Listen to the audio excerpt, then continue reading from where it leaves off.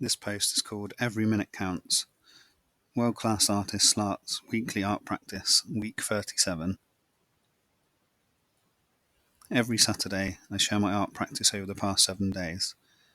I'm fascinated by artistic practice. It's not just about creating art, but the entire process. From influences and ideas to materials and skills, each artist's unique approach shapes their work, making it more than a finished piece. Just imagine having a weekly update from your favourite living artist. How cool would that be? If this post is too long for email, you can read it here in Substack or download the app. Lesson planning from the Crypt Gallery exhibition. We have liftoff. I've gotten back into the groove towards the end of this week, despite experiencing a horrid bout of plantar fasciitis in my right foot. Thankfully, the pain has started to subside. I can walk short distances without too much hobbling, and I am back on track with planning. This week, I've written out a rough budget that attempts to cover every single eventuality. Exhibitions I've set up in the past have been planned around 12 weeks before, were a success in my hindsighted opinion. About 65 people attended for the opening and we had a good time, but at the time I felt like a failure due to not selling enough art prints, and I didn't cover my costs. Having 350 days at the time of writing to plan and launch Memento Vivere gives me a bit more headspace to think about all eventualities. Things I've never considered before, like insurance and volunteer staffing, even stanchions and rope hire. This exhibition will be for 3 weeks in duration, free and open to the public, so there's lots of mandatory and joyous bureaucracy involved. Getting back on track has made me realise that you can only do one thing at a time. I loathe the saying, "How would you eat an elephant?" A little piece at a time. But it is so true. When planning an event like this, I get overwhelmed a lot. I've got a lot going on in life, and you probably have too.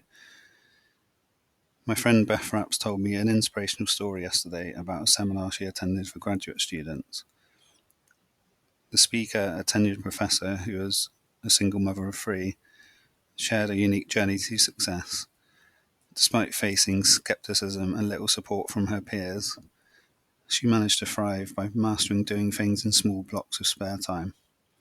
She emphasised how crucial it was to know exactly what to do with any small amount of time.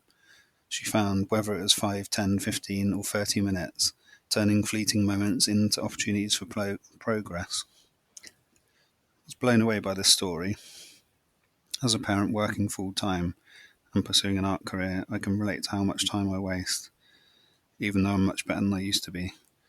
Knowing what to do with 5 minutes waiting for a bus towards this project would massively add up over 350 days before the event. That's a staggering 29 hours and 10 minutes over a year. If I'm honest with myself, I probably didn't even spend that much focus time planning one of my previous exhibitions. Taking these small actions, not forcing anything, just when you have the spare moments, is something I'm going to be doing more of this week. Just need to figure out what to work on in advance, so I don't just waste time flicking between apps. I'd like to share with you this virtual walkthrough of the venue, which is the Crypt Gallery. This is my blank canvas for Memento Vivere. It's perfect, isn't it? If you're listening to this on the podcast, you can go to my post at slart.substack.com.